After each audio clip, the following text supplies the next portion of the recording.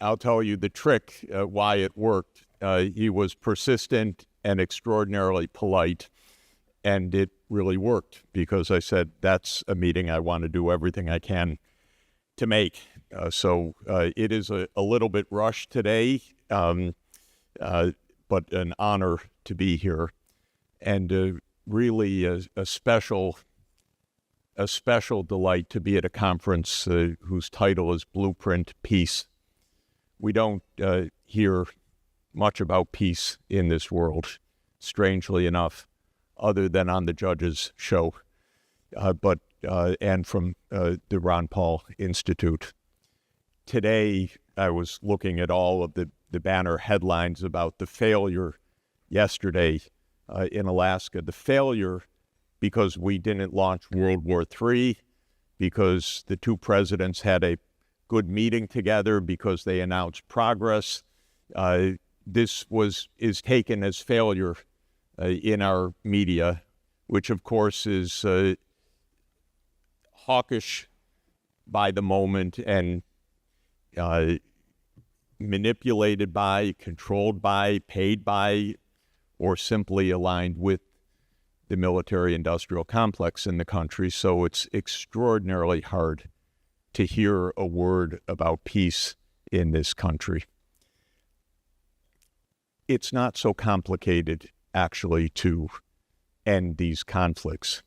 It's a little surprising how long it takes and how hard it is to accomplish this, but it's not so hard in substance because the underlying reasons for the conflicts that the United States is in perpetually are not sound reasons from the point of view of America's interests, from the point of view of our security, from the point of view of our well-being or our economy. All of the conflicts that we are in and those that we could get in are misguided, misdirected, provoked by us to a very large extent, and solvable. That's the basic point. It really is not so complicated. I think the wisest words, which we repeat, and Dan just started us with, that we've heard in the 80 years since the end of World War II, were those in President Eisenhower's farewell address on January 17th, 1961. And I'll just repeat them because they summarize all that has come to pass. He said, "In the councils of government, we must guard against the acquisition of unwarranted influence, whether sought or unsought, by the military-industrial complex. The potential for the disastrous rise of misplaced power exists and will persist." This is a man who knew what he was talking about. As the Supreme Allied Commander and as President of the United States, and I might add as President of Columbia University, his most important job, he knew what he was talking about. And he was reporting to us a reality that existed already in January 1961.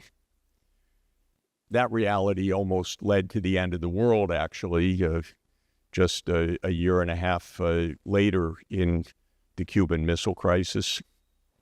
President Kennedy experienced the full, nearly catastrophic weight of the military-industrial complex at that time, because if President Kennedy had followed the overwhelming advice of absolutely almost every advisor in that ex-com that was famously preserved for history through its recordings of the days of that crisis, we would not be here today.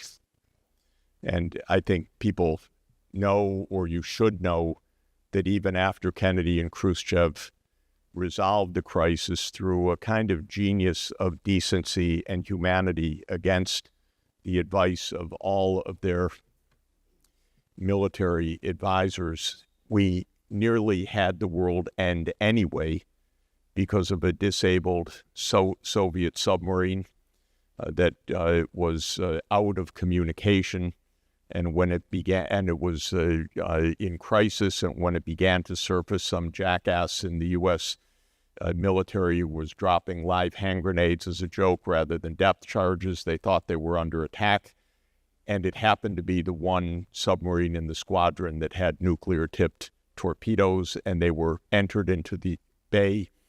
And a man named Mr. Arkhipov, who was senior to the captain, countermanded the order and saved the world, only to go back home, by the way, and be reprimanded and live in obscurity. But literally, the man who saved the world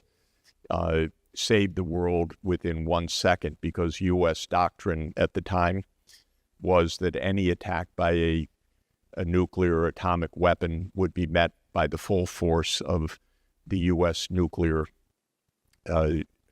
armaments, and the estimation at the time was 700 million dead across the Soviet Union, China, Eastern Europe, but good reason to believe that all of humanity might have perished. And we came within a second of that.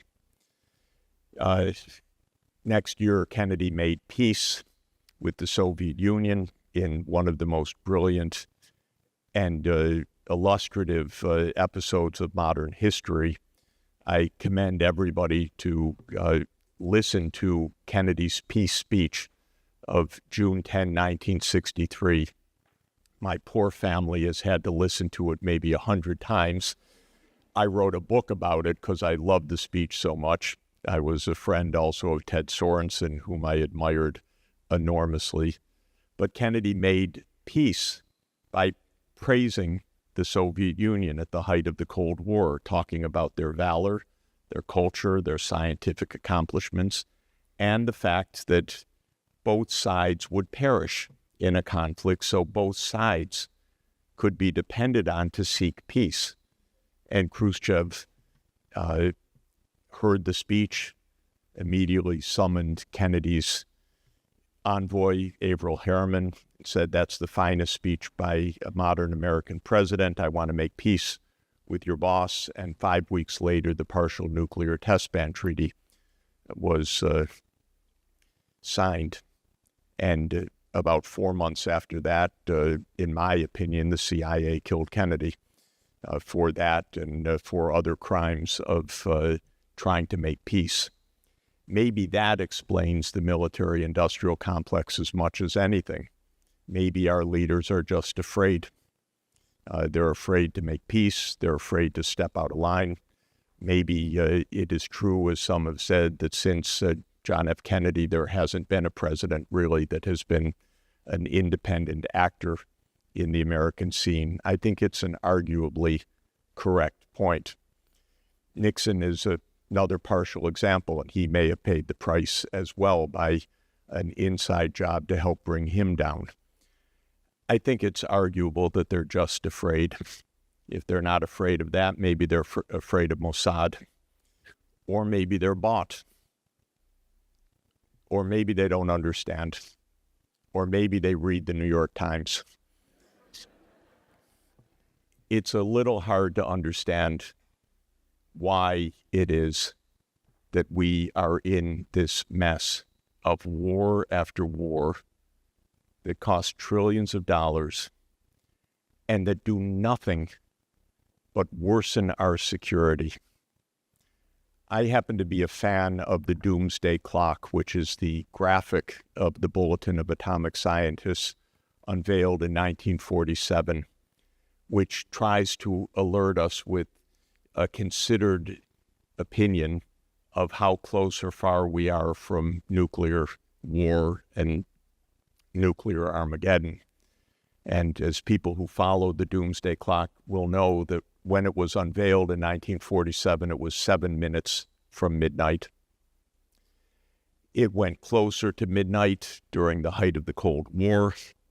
Then, as some measure of détente and Kennedy's initiatives came to fruition, it was moved away from midnight. Then it came closer to midnight. Then the Cold War ended in December 1991, or so we thought. And the clock was reset at 17 minutes away from midnight, the farthest away. Every president since 1991 has been in a period in which the clock has moved closer to midnight.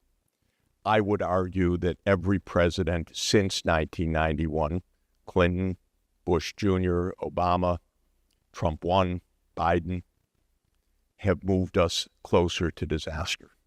That this isn't just an accident of their term. We had all of the ability to make peace in 1991. We chose not to. We chose not to consciously. The military-industrial complex and the lobbies, the Israel lobby and others, chose not to. They chose not to because they said after 1991, we are all powerful and now we can do what we want. And some of our so-called leaders and strategists put it exactly in those terms. Wolfowitz and others who had the doctrine that now we can do whatever we want. We can go to war anywhere we want. We can overthrow any government anywhere we want. I had a bit of a front row seat in those days because I fruitlessly was trying to get the United States to actually help the Soviet Union actively in 1990 and then to help Russia in 1991 and 1992 with financial assistance because of an urgent financial crisis that engulfed not randomly, but a failed economic system. But when a system fails and a society is in distress, I believe you help so that you don't get into worse trouble. So I had a front row seat. I was part of an effort as an advisor to President Gorbachev to try to enlist U.S. support for financial stabilization in a very deep crisis. Then I was asked by President Yeltsin, and I mentioned this. I actually was in the Kremlin on I think it's December 13. I haven't been able to absolutely confirm the specific date, but it was around December 13, 1991, when President Yeltsin walked across the room and sat in front of me, because I was a young kid but happened to be head of the delegation, and he said, "Gentlemen," because it was all men, "I want to tell you the Soviet Union is over." That's pretty interesting to hear that in the Kremlin. I kind of pinched myself, and then it was my turn to speak, and I said, "Mr. President, this is one of the greatest days in modern history, and I am sure that my country will come to your assistance to give you help, to help you stabilize, because I know how extreme the financial crisis is. I'm a financial economist. I've helped stabilize a number of hyperinflations. You need some urgent help, even just a standstill on debt service payments because you don't have foreign exchange reserves. This is a revolution. You need help to stabilize. But, Mr. President, I'm sure that this will happen." Incidentally, without digressing, I had said the same thing as Poland's advisor 2 years earlier. And when I made those recommendations as a technical economist, Brent Scowcroft, General Scowcroft, delivered within 8 hours the recommendations that I made, and Senator Dole. So I thought, I'm a pretty good economist, very convincing, and they'll do the same. Nothing of the sort. Then I got blamed for the lack of stabilization in Russia by many people, though it was exactly the opposite of what I had been saying, because we refused to provide any help whatsoever. And honestly, I could not quite figure it out. I knew that the people weren't very clever, but I still couldn't figure out why.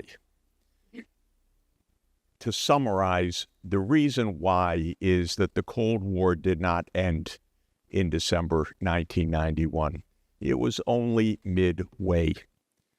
because the idea, which actually goes back to the British, I would date it to 1840, was to destroy Russia, then to destroy the Soviet Union, and then back again, now we'll destroy Russia.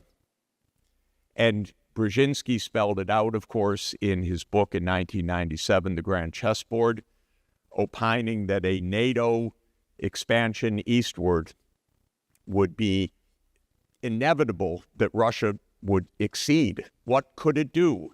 He actually has a whole chapter reasoning that Russia would never side with China. Impossible, Zbig told us. And I liked Zbig because he was a nice man who helped me when I was helping Poland. But he had his designs. We're going to break Russia. And that's what the military-industrial complex went after 1991. Another not-so-gentle gentleman joined the scene in 1996, another disaster of our time, and that's Benjamin Netanyahu, one of the most vile, misguided criminals on our planet, as far as I'm concerned.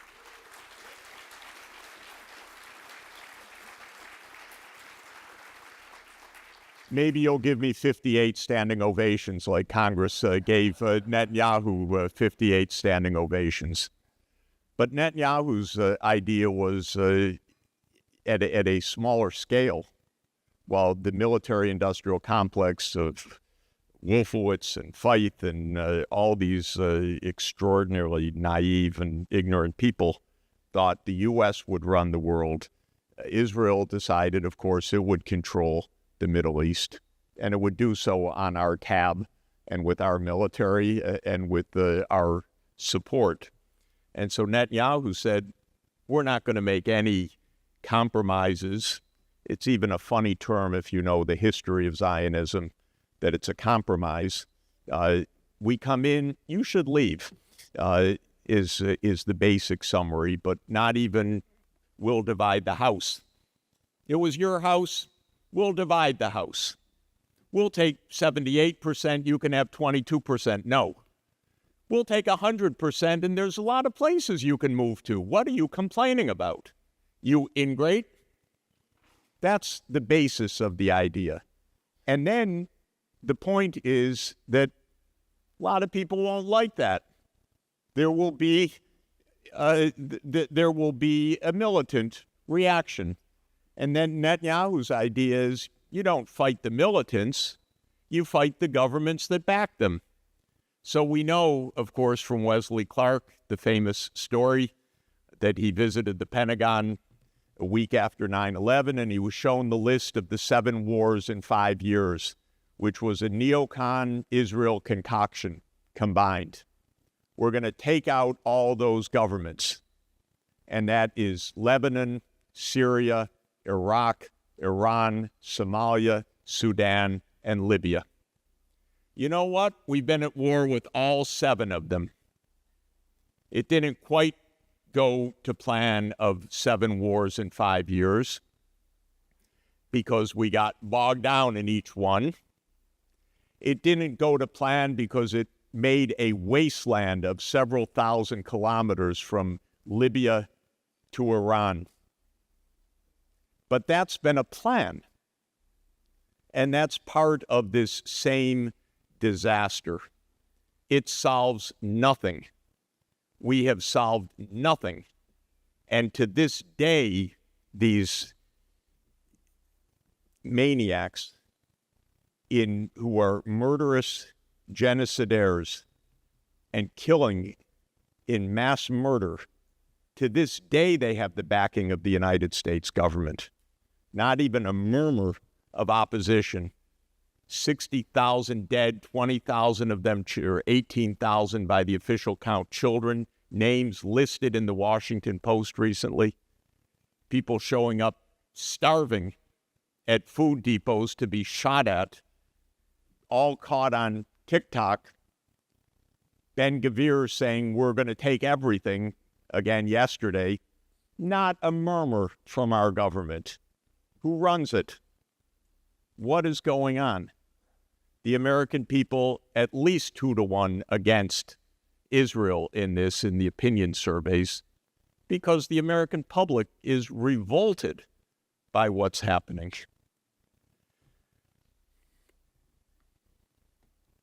So this is why we're here. And yesterday was at least a glimmer of hope. It's just a glimmer.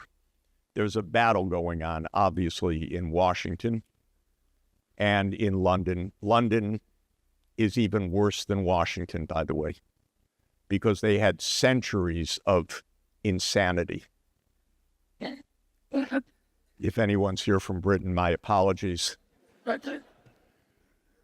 But it's unbelievable. It shows you can lose your empire 80 years ago and still think you have it, and still think you run the world, and still think that America's your junior partner doing your mischief. MI6 is an absolute reckless, out-of-control disaster, and you look at a Starmer, oh my God, don't get me started. Do not get me started, because I will not get off the podium. Now, we had a doctrine issued 202 years ago, which is not remembered properly, the Monroe Doctrine.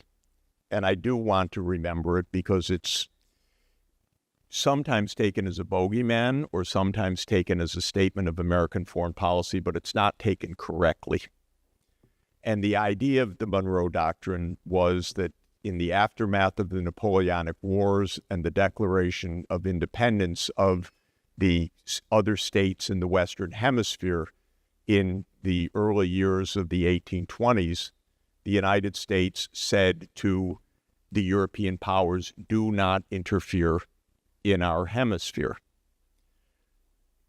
Okay, little bold, by the way, of the U.S. at the time. We were not exactly the strapping empire of the world compared to the European empires, but there was actually a very important part of it that I want to recall, and I want to read it. And I quote, it's from the message to Congress of President Monroe, December 2nd, 1823, with this part written by the Secretary of State, John Quincy Adams. He said, our policy in regard to Europe, which was adopted at an early stage of the wars that have so long agitated that quarter of the globe, nevertheless remains the same, which is not to interfere in the internal concerns of any of its powers. It was a reciprocal commitment. Stay out of our lane, we'll stay out of your lane.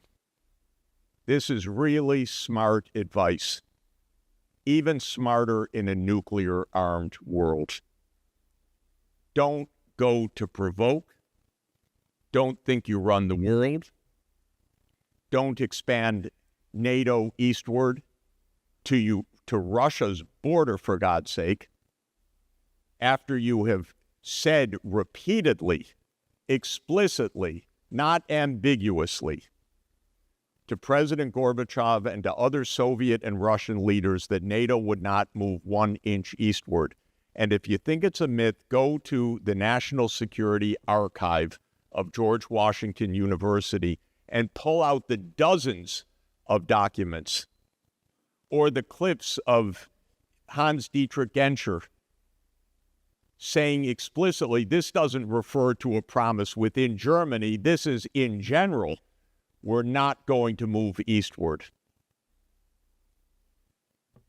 That's what the Monroe Doctrine really says. What are we doing trying to push NATO to Ukraine and to Georgia? Well, I'll tell you what we're doing. We're doing what Lord Palmerston tried to do in 1853 in the Crimean War, which was to surround Russia and banish Russia from the Black Sea. That's the idea. And immediately after the Maidan coup, which my colleague Victoria Nuland was a very competent sponsor of, she now teaches diplomacy at Columbia University. You cannot make this up. Even George Orwell did not imagine such a thing. Anyway, she teaches diplomacy together with Hillary Clinton. Hey, it's so weird. Anyway, the coup came, and immediately the post-coup government said, we don't think the Russians should be in Crimea. That is their naval base for the last 100, from 1783. I won't calculate the number of years. That was the idea. It was Palmerston's idea. It was Brzezinski's idea. That's not the Monroe Doctrine. That is, we will be in your face, right up to your face. We will annoy you.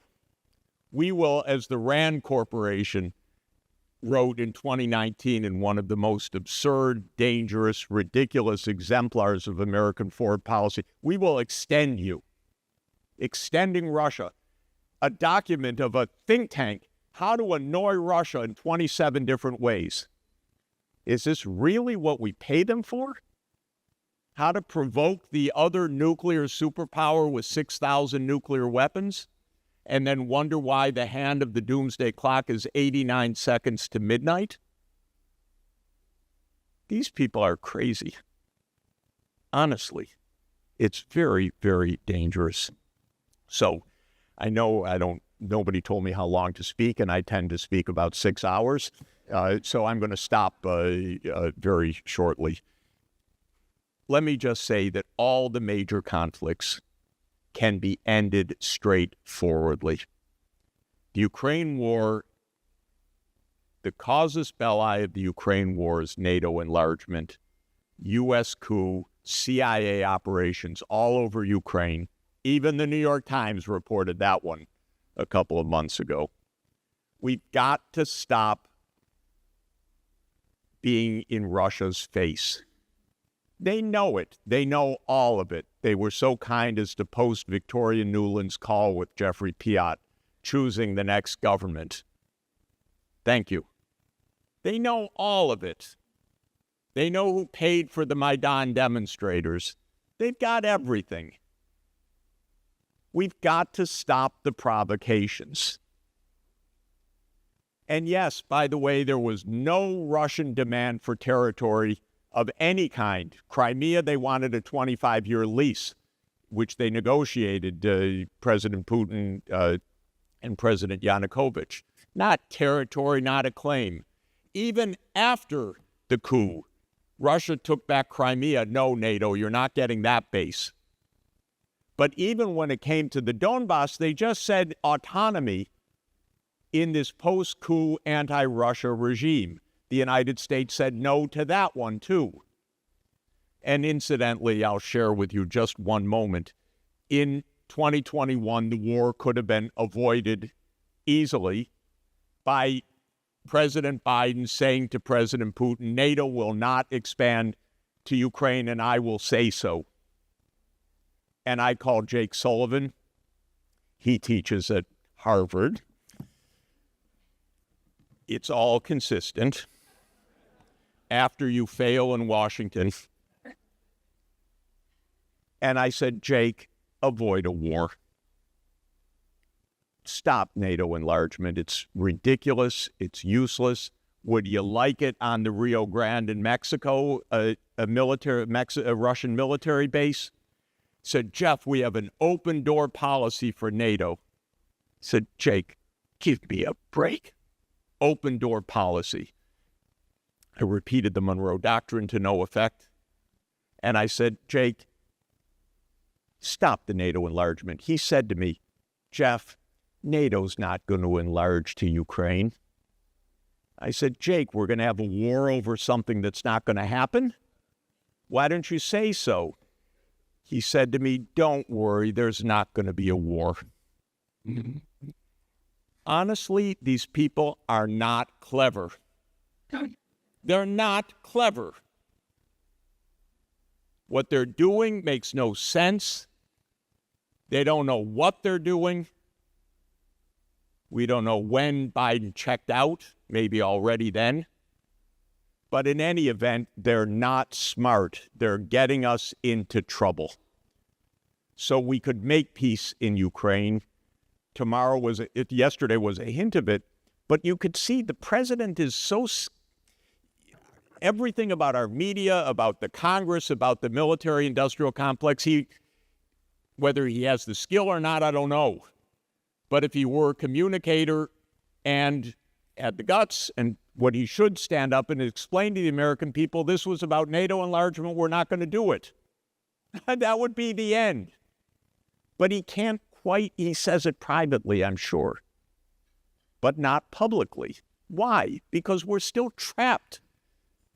We're trapped as Eisenhower told us we're trapped. And all these think tanks up and down the East Coast are bought the same way. It's all phony. Everything you hear about, the data, there was a report recently about Russia's casualties being X times that of Ukraine by one of the Washington think tanks. So I looked at it was absurd. So I looked at the footnote. Where'd that come from? The footnote came from the Ministry of Defense of Britain. I was already suspicious. So then I went to the Ministry of Defense of Britain and, after a little maneuvering, tracked down its source. It was Ukraine. Oh my God. They get paid for this. Of course, it's paid propaganda. Okay, Ukraine can be stopped when the President of the United States says publicly, NATO will not enlarge. He could add parentheses, it was a bad idea.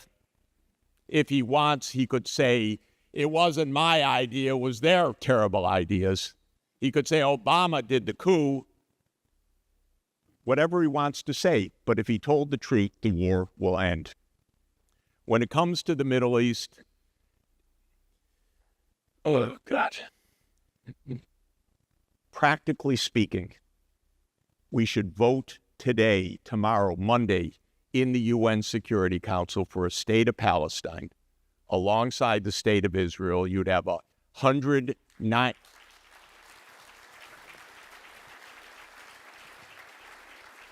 You would have 192 votes, and Israel would not have a veto, and it would be implemented.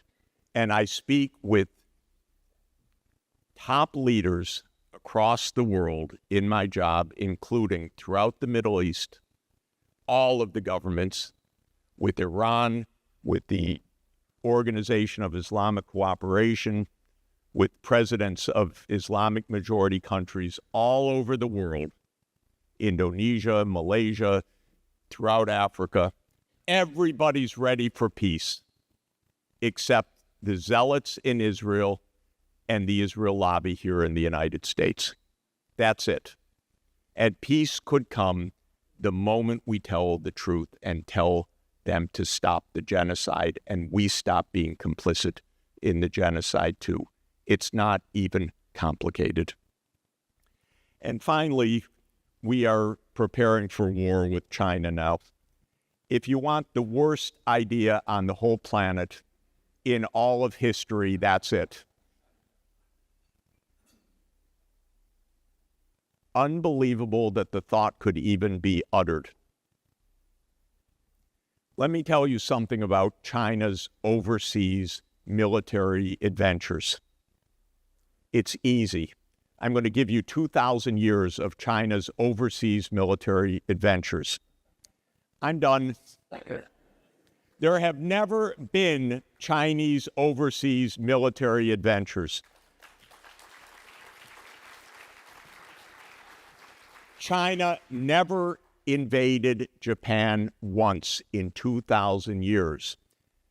With the following footnote, if anyone challenges me when you repeat that and they say Sachs is an idiot, doesn't he know that China invaded Japan in 1274 AD and 1281 AD? And you remind them, no, that was the Mongols, not the Chinese, okay?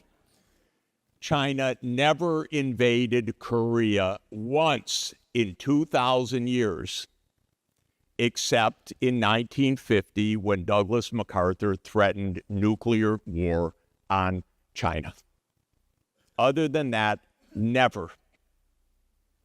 And yes, I did get an email from a very nice Vietnamese correspondent,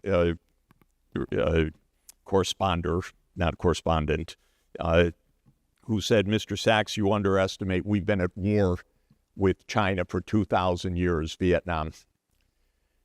I had to remind him that the actual war ended 1,050 years ago, and that there were two wars in the last 1,000 years, it's true. China did invade a northern province of Vietnam in 1410 AD, and the war lasted for 17 years to 1427, at which point the Chinese were defeated by the Vietnamese and by malaria, which is one of the reasons why they never did it. There is a disease zone and a tropical forest zone and a mountain zone, and they invaded Vietnam 1 month in 1979 after Vietnam had toppled their ally next door in Cambodia. It was 1 month. Other than that, 1,000 years. China's not going to invade the United States. It can't. It won't. It's not going to invade any place. And if there would be an invasion even of Taiwan, which is a province of China, it would be because the United States is unilaterally arming Taiwan against our diplomacy, against our treaties, against our 1982 communique, which said we would phase out arming Taiwan. The biggest risk we face is turning Taiwan into Ukraine. And we're way on the way to doing that, because the same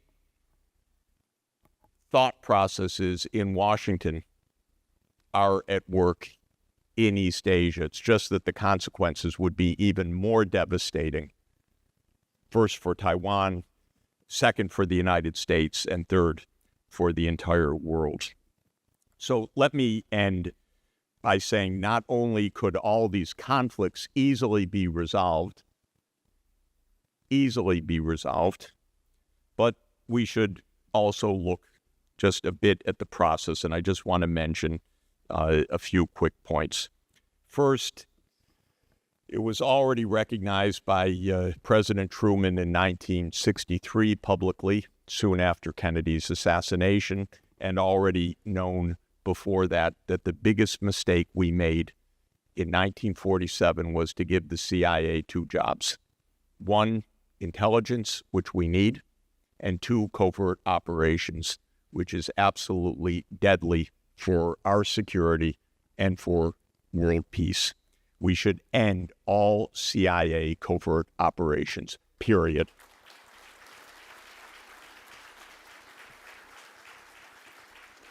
Second, obviously, from the news that we've seen recently and from what we know, we need to depoliticize the CIA and the intelligence agencies.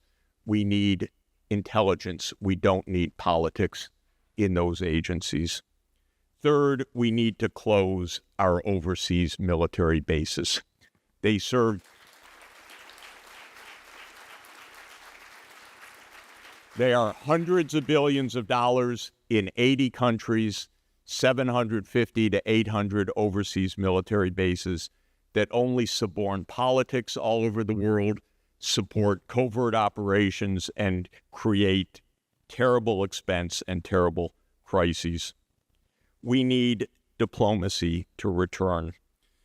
J.D. Vance explained what he called the Trump Doctrine. I just want to say he got part of it right and one major part wrong. The doctrine is part right and a major part wrong. Vance said that the Trump Doctrine is first, articulate a clear American interest. Good. Second, aggressively seek a diplomatic solution. Good. Then the third, if diplomacy fails, use overwhelming military force to solve the issues, and then withdraw before it becomes I don't have the right word, an extended conflict. Huh? That is the Iran absurdity at play.